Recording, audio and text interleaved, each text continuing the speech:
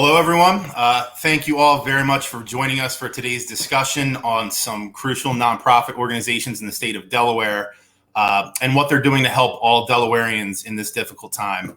My name is Brandon Townsend, and I am the president of the Delaware School Counselor Association, and I will also be moderating today's discussion.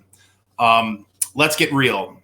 School counselors are worried. We are worried for our students and families who don't have access to food. We are worried for our students who are at greater risk for physical, emotional, and sexual abuse because they're stuck in their homes. And we're worried for all Delawareans, young and old, who are struggling emotionally right now and whose mental health is being impacted by what we're going through. But thankfully, we have these organizations who are here serving us still to provide resources that can allow all of us to take action. Before we bring any of our guests on, just a few reminders. The Delaware School Counselor Association is sponsoring an apparel sale to raise funds to make sure that these organizations can keep their resources going. The link to order any apparel, if you'd like to do so, is in the ticker at the bottom of the screen. Orders are accepted through Friday, May 8th, and there's a flash sale this Friday from 3 p.m. to 5 p.m. where there will be a 40% increase in the amount donated for every single item ordered. You can also, if you can't place an apparel order, you can also help by visiting the websites of these organizations. You can make direct donations there, or you can sign up to be a volunteer. And you can also follow all of their social media accounts so you can stay up to date with all of the events and resources they have going on. So let's get to it. Our first guest was actually the catalyst for this adventure, if you want to call it that. And he is the team sales director for Pierce Apparel, Mr. Greg Tellish. Hey, Brandon, thanks for having me.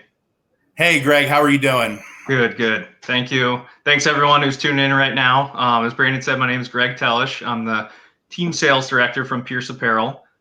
Just a brief overview of Pierce Apparel and who we are as a business. We're a custom branded apparel business, and we do all in-house screen printing and embroidery. We mainly work with high school athletic teams, club teams, and also corporate orders. So the main bulk of our business is really high school athletic teams. And what we typically do is create high school teams an online shopping store with a variety of products. So that way the high school coaches can share that link with the team members, the parents, the fans, and they can jump on that link, order apparel, check out with credit card, PayPal, Apple Pay. And that way they can just individually order their items, and it really streamlines the process of fan wear and team apparel to make it all easier for all parties. So that's just kind of a brief overview of what we do. And obviously getting into this coronavirus epidemic has hit everybody. It's hit every corner of the globe. Personally, my wife is a nurse that's treating several patients in her facility with coronavirus. And as a business at Pierce Apparel, we rely mainly on the athletic seasons of high school. So this hit right in March during spring sports, which is a very busy time for us with lacrosse orders, baseball, softball, track. So this year we really missed out on a lot of opportunities and revenue during the spring sports season. So kind of in a creative effort to generate more business and also stay in those communities that we work with and have clients, I had the idea of doing fundraising stores where we drop our margins on products to make them affordable for customers, but also have the aspect of donating to local charities. So a portion of proceeds would go to local charities within those communities, many of which are in the Mid-Atlantic region. So throughout April, in late March, I was putting together all these fundraising stores, and a light bulb just kind of went off to contact you at the Delaware School Counselors Association, because we had done several orders in the past with the DSCA, and we had a relationship already and rapport built. So I kind of just was thinking, what if I contact Brandon, and with the DSCA, there's school counselors in throughout the whole state. So this could really branch out, and we could really cover a lot more ground than just one local community. We could cover the entire state, and this could really be big, where we could fundraise a lot more money and help more people if we spread this out to a larger net and broadcast this. So that's kind of where the idea came from. And I'd shot you a random email, and thankfully you opened it and got back to me. And I know you've mentioned that you want absolutely no credit for this, but I do just want to, give credit where credit's due, and applaud you for that. And you really just took this and ran with it. So kudos to you. And the past week or so, we've had a few phone conversations, and I can hear the enthusiasm and excitement in your voice when we're talking about this, and to help organizations and help people that are in need. So thank you for, just bringing this to where we are now and organizing this event. So yeah, I just want to cover two more quick things before I do turn it over to the next guest. The link, as Brandon mentioned, is posted down here. So if you click on that link, there's a variety of products, t-shirts, sweatshirts, long sleeves, ladies, in multiple sizes from youth small to adult 3XL, multiple color options. So it's online shopping. Just put the items in your shopping cart, check out with credit card, with PayPal, and you will get an email confirmation that your order is placed. If you order over $50 or more, we are covering the shipping cost on those orders. So if you're thinking about ordering, if your friend's thinking about ordering, your aunt, your uncle, you order together and it's over $50, we will cover the shipping costs on that. So we want to just really make this affordable for people. And then the last point is, Brandon mentioned the flash sale on May 1st. So you had said from 3 to 5 p.m. We're going to actually make that a 24-hour period, where the entire day of May 1st, we're going to up the donation by 40%. So once the clock goes from April 30th to May 1st, all orders placed on that day, there will be an extra 40% donated. Wow. Thank you so much, Greg. We really appreciate that. And please, also, I want to please give our thanks to your wife. Our healthcare workers are under a lot of stress right now. We need to make sure they feel appreciated. And people don't know this, but I think it was meant to be that we cross paths, because you are also a certified school counselor. Is that correct? That's right. Yeah, I did the school counseling master's program at McDaniel College. And so it kind of just aligned well to bring this all together. Awesome. Well, thank you very much, Greg. We appreciate it, especially you guys extending the flash sale. If you can hang out for a little bit, we'd like to bring you back after these three organizations, and then we'll see you then. Awesome. Thanks, Brandon. Thanks, Greg. So our next guest, and this is the first representative from one of the organizations who we are doing this fundraiser for. She is the Director of Advocacy and Education for NAMI Delaware, Mrs. Annie Sleece. Hi. Thanks for having me, Brandon. Annie, thank you very much for being here with us.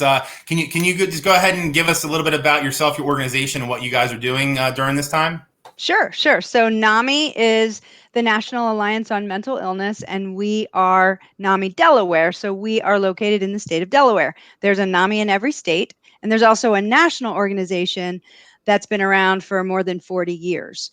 So we have been around actually almost as long, for 36 years. And our work is really around supporting and educating and advocating for people who are impacted by mental illness. So that can be someone living with a mental health condition themselves, or it also could be their family members. It could be their educators. It could be law enforcement. It's just a variety of different groups that we serve. And we also have a housing program, which is unique to NAMI Delaware. It's not a typical thing for NAMIs to have, but we're fortunate to have this robust housing program that provides housing for about 300 people each year in our state, and 71 homes is our total right now. So we're very proud of the work we're doing. I will say, however, that the COVID pandemic has really changed things for us. It hasn't stopped us, but it's definitely changed us. The programs and the support groups that we offer are now online. I can't say that every single program is available online. However, we've actually developed new things instead in some cases. So we have social and support groups that meet either monthly or weekly, and that's online. And then we also are providing private trainings and presentations as we've done before, but we're doing it, online. And the exciting thing that we're doing right now, this Facebook Live, that's a way that we're also providing content to the community. And we're doing it by theme. So each week we address a different thematic idea with regard to this pandemic. One of the weeks we did navigating the care network. So we asked our partners and colleagues to create short videos to tell about their work in the mental health realm and what people need to know about reaching them, what's different about their agency right now for COVID. So we have wonderful partners, and we're trying to meet the need, and we're working really hard at being responsive as it's happening. That's amazing, and I had been aware of the housing program, but I wasn't aware of just how much that provided for people in need throughout the state. Can you go into a little bit more detail for a minute about what you all are doing in the realm of what you have done and what you want to do for students and for educators? Sure. So, personal note, I actually am a former teacher. So, I was a classroom teacher for about 25 years. And so, when I took this role in 2017, I was definitely motivated by bringing the content to educators, to parents, and to students themselves, because my own family was impacted by mental illness. And when it happened, none of us was prepared. So, we do programs for educators that are offered from our national organization, but we also do customized presentations. So, for example, actually for Appo School District, which I believe you are a part of, Brandon, we are providing a meeting, a kind of a presentation to some principals tomorrow as a response to an inquiry that they'd had. So we are trying to respond to certain aspects of their work that they would like to have more support with and more resources, and we're responding by providing presentations for them. So we do that, and we also do student presentations. We have something called Ending the Silence that is a presentation that involves a young adult sharing their own story of recovery. So we have a lot of ways that we are reaching school communities, and I'm really proud of the work we're doing. Yeah, I remember NAMI Delaware came in to do a student presentation at Appaquiddick High School where I work, which was phenomenal. And you guys also came in and did trainings for our entire staff over the course of multiple months.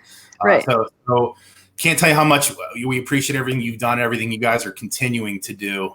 And one more shout out, Brandon, one more thing. You and I crossed paths at Legislative Hall, if you recall that. That's correct. Yes. That's right. So I think that's when I first met you and heard your astounding advocacy voice, which was amazing.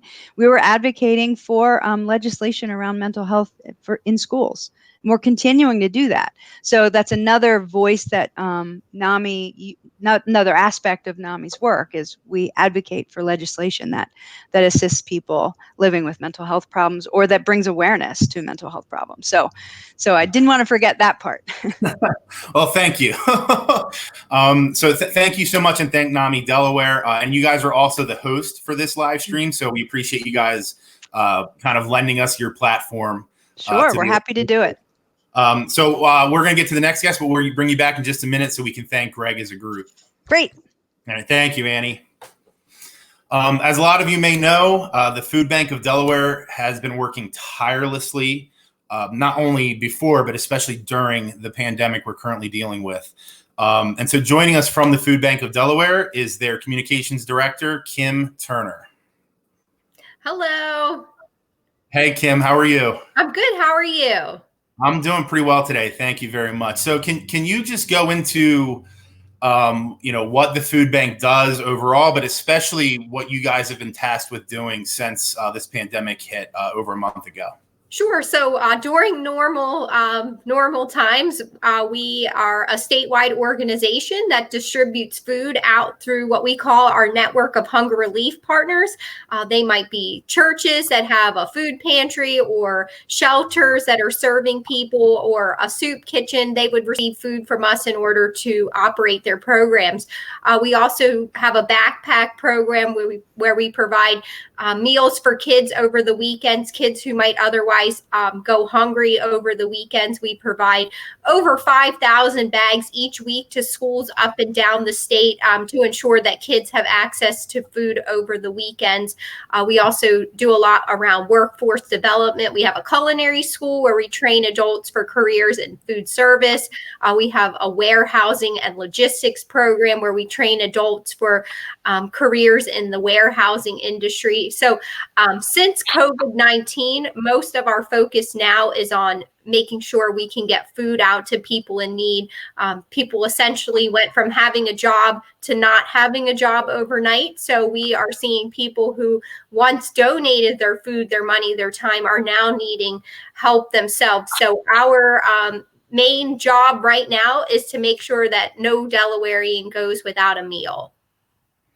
And I know you guys did 3 more events. I believe it was last week, one in each county. How many total meals did you give out at those 3 drive-through events? Do you have that number? So we distributed food to about 5,900 people through those 3 drive-through distributions. We gave out a little over 200,000 pounds of food.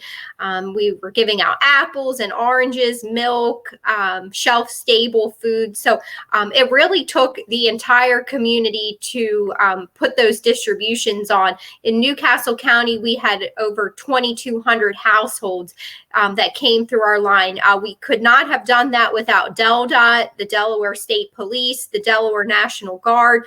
We had over 100 volunteers out each day helping us. So it was definitely a huge undertaking, but it was really a community effort. Wow. Thank you so much. And how if there is anyone who sees this who wants to get more involved, how can they volunteer for the food bank right now? Sure. So we have warehouses in Newark and Milford. We are considered an essential business, so we still have volunteers coming through our doors. We are practicing strict social distancing guidelines. Everybody has to take their temperature before coming into our building. Everybody wears masks and gloves. So I go to work every day. Today I'm home right now, but I feel safe going to the food bank every day. I think that we have put the proper protocols in place to keep our staff and volunteers safe. So if people are interested in volunteering, the website is fbd.volunteerhub.com. They can sign up directly online. You can also go to our website, fbd.org. I know that's on the banner right now, but people can just sign up online and then come in for that shift.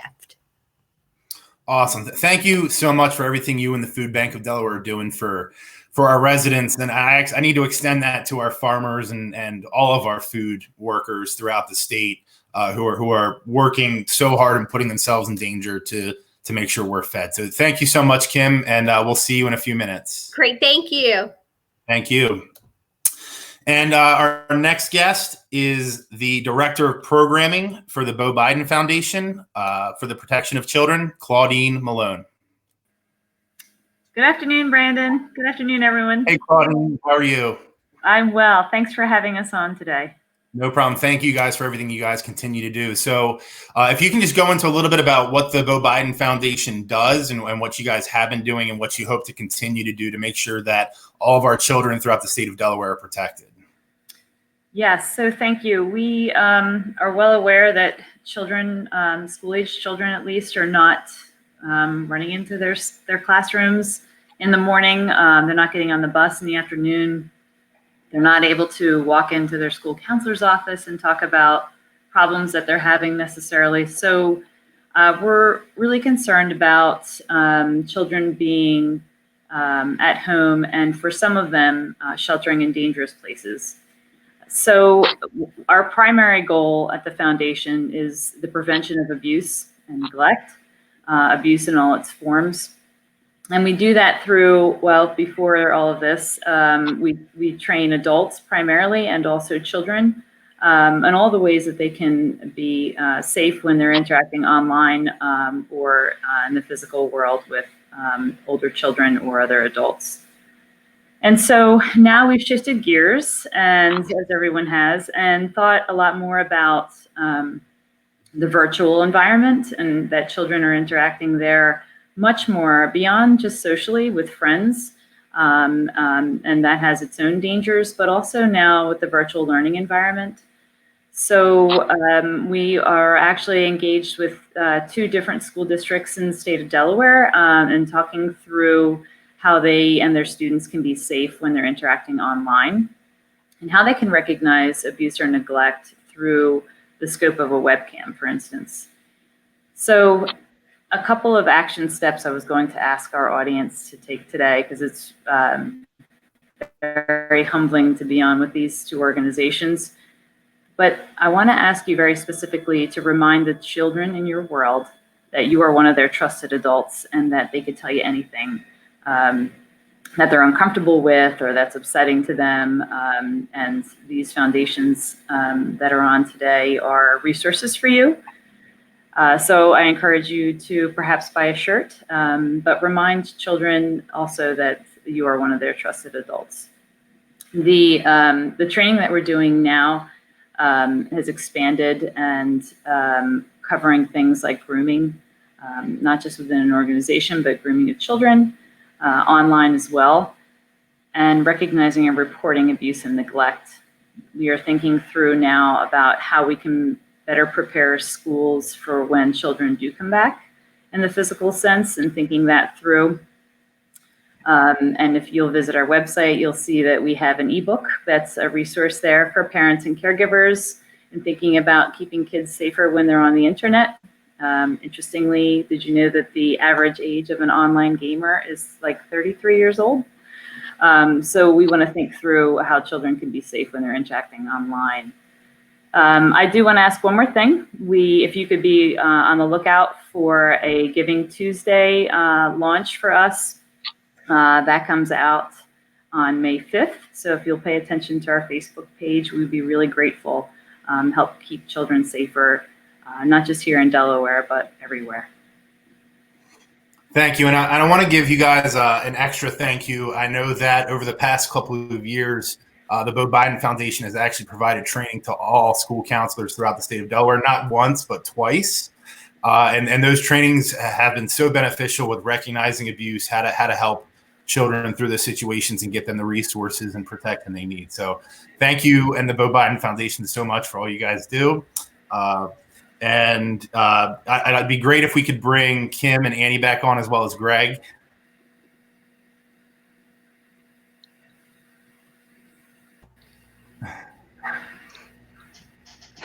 So, Greg, now that we have you here, I believe for one last minute, I think all of us just want to thank you so much for having the original idea of this and now extending the flash sale. It's really going to help benefit our kids and Delawareans overall. Thank you, Greg. Absolutely. You guys are welcome. All right, Greg, thank you for all you do. Yeah, you and your family stay safe and healthy. Thank you once again. Please thank your wife and everyone that you know in the health professions that are working so hard for us. Thank you, Greg. We'll catch up with you soon. Thanks, guys. So we also have a few more community leaders who we wanted to bring on as guests, just so they could talk about their experience with these organizations, but other efforts that are taking place. And the first of those community leaders is an attorney and child advocate, Louise Cummings. Hi, Brandon. How are you? Hey, I'm good, Louise. Thank you. How are you? I'm great. Thank you. Thanks for having me on today. Sure. Thank you for being on here with us. If you can just go ahead and say a little bit about yourself and any experience you may have had with the organizations that this fundraiser is going to benefit, and then anything else that you can add for people out there to get involved. Definitely. Thank you so much. So my husband was the state trooper who was killed in the line of duty. It was actually 3 years ago, this past Sunday. His name was Stephen Ballard, and he was a Delaware state trooper. And as you mentioned before, I am an attorney and a child advocate. And following his death, I really wanted to focus and transition my career and my time and my effort more on community advocacy work here in the state of Delaware. And so I created a fund at the Delaware Community Foundation. And each year we do a benefit and we raise money for the overall fund and then provide a grant to different organizations. And actually, that's how I got connected with NAMI Delaware. I'm currently on their advisory board. And last year they were our honoree and recipient. And we provided a grant to them for $6,000 in order to help increase their veterans response team. It's a VRT. And what they do is they actually train law enforcement who are veterans to handle veterans who are in crisis in a very more particular way. So we know that people that have fought for our country and have been on the front lines in that way can suffer and struggle differently when they're facing a crisis. And so we want to make sure that our law enforcement in particular are able to help in case there is a barricade or something like that, and they are able to relate to them in a different way. So I was very inspired by that. And that's why I created the fund, in order to be able to help with different organizations. And actually I have a connection to each of these organizations, which is really great.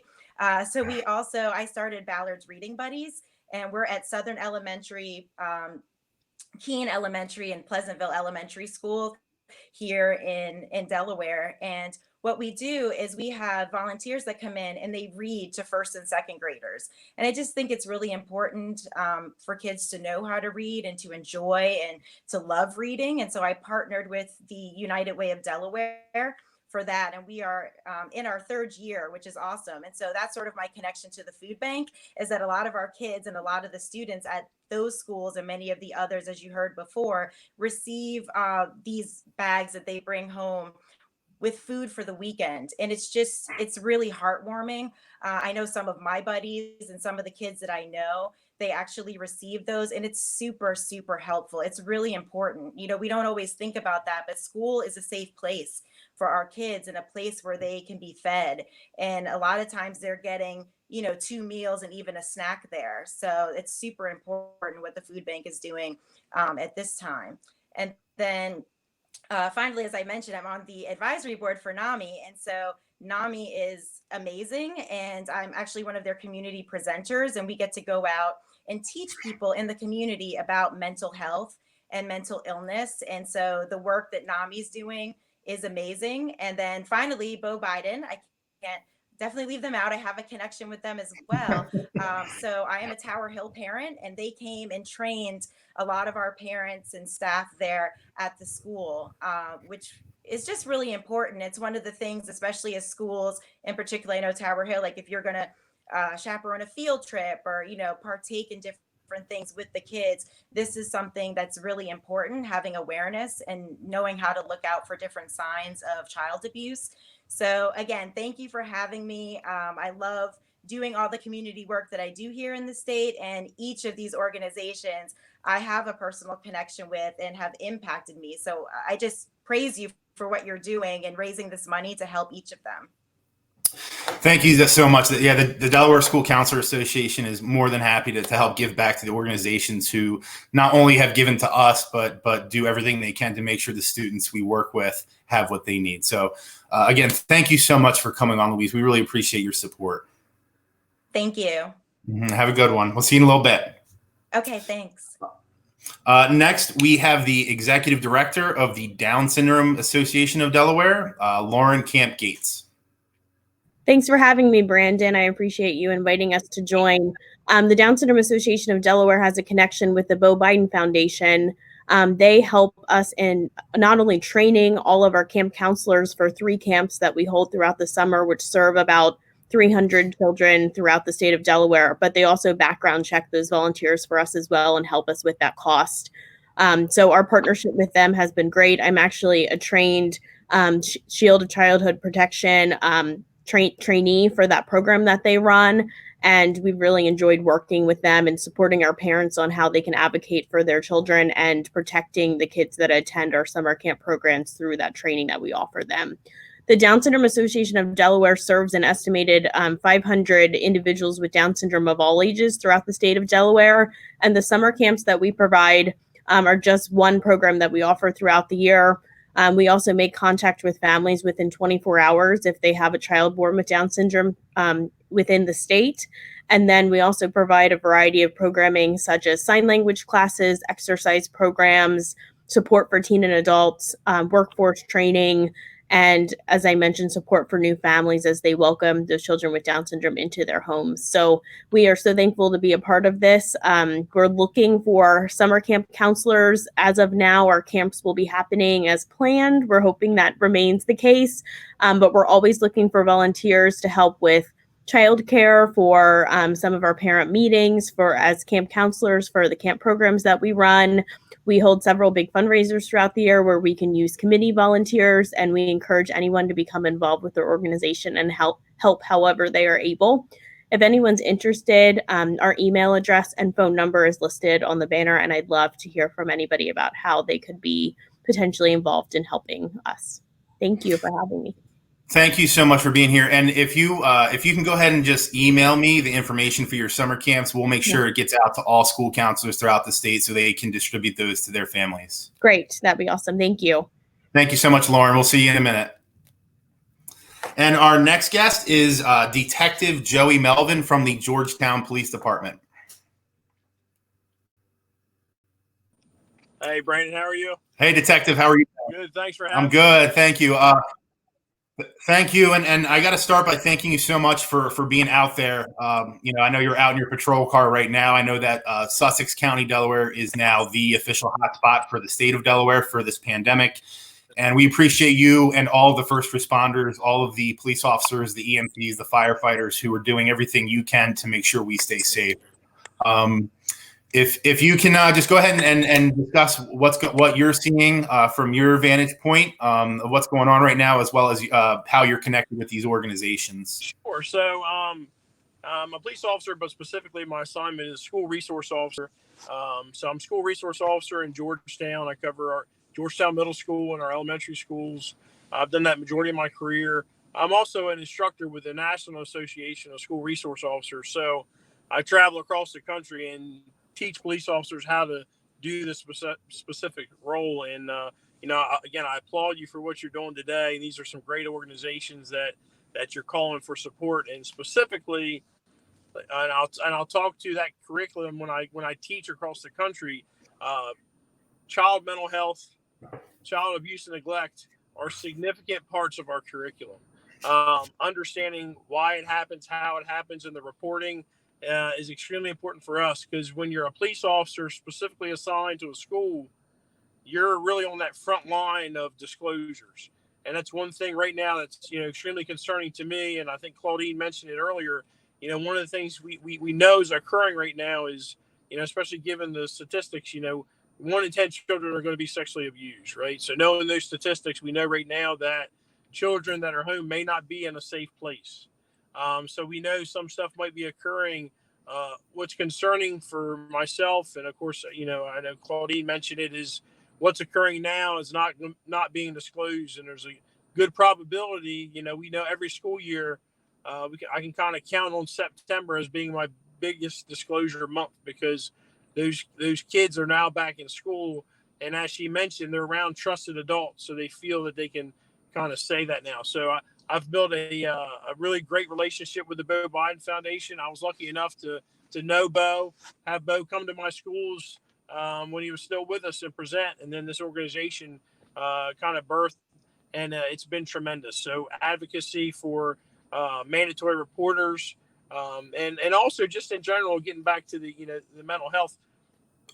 Most SROs' closest relationship is with the school counselors, right? Because we're the ones talking to them every day. They know the pulse of the school, but also we have to take a comprehensive approach to this. And that's why I'm kind of intrigued that you've brought these 3 organizations together. And that's a real good demonstration of that. You're bringing them all together because they all work together, just like we have to work with the counselors. I bring them information from the streets about what's going on, and it's reciprocal. And that's extremely important. And the same thing with, specifically in my community, because of some lower income status, they're very dependent on a lot of the food that's supplied by the food bank. So we all 3 organizations, we work very closely with, and we depend on them to keep our kids safe. And I know something I want to really go back to that you had mentioned is, Students who are victims or children who are victims of abuse, especially in their own homes, a lot of that gets disclosed in schools when they are around trusted adults, and those kids don't have that right now. And so I just want to make sure you can confirm that, as well as confirm that that's a reason why is making sure that these organizations, not only from mental health and food, but from the Beau Biden Foundation to protect children, are so crucial for us to support, to make sure that they can continue. Yeah, that educational part of the Beau Biden Foundation, them getting out and teaching mandatory reporters and teaching parents and teaching kids what to look for, and someone else had mentioned it right now, with online learning, being able to look at things while you're interacting with them, maybe in the background, and understanding what should be reported, how it should be reported, and how you can do that's extremely important. And now more than any time, we're concerned about it. Detective, thank you so much for being on. I'm the son of a retired police officer, and so I really do appreciate everything that you have done and continue to do for our communities, especially down there in Southern Delaware, and all your colleagues throughout the state. If you can hold on for one more minute, we'll bring you back in just a second. Yep, no problem. Thank you, sir. So just before we bring all of our guests back on, I just want to remind everyone who is watching that if you'd like to support these organizations, you can do so by ordering apparel through the link that's in the ticker at the bottom of the screen. $5 from every item ordered will go towards these organizations. And if you order this Friday, May 1st, anytime now during the day on Friday, May 1st, $7 from every item ordered will go to these organizations. And for every order over $50, there's free shipping. I do want to give some special thanks very quickly to Dan Sanchez from the Beau Biden Foundation, Laura Malmstrom from the Delaware School Counselor Association, and Amanda Kelly and Wesley Ingram from NAMI Delaware. Without those four individuals, we would not have been able to get this going. So those are the people behind the scenes who have really been the ones who've made this work.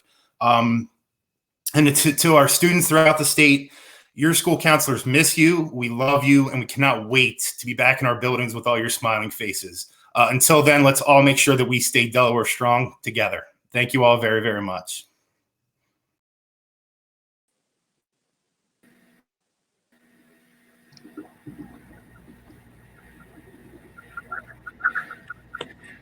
Thank you, everyone. Thank you. Thank you. Thank you.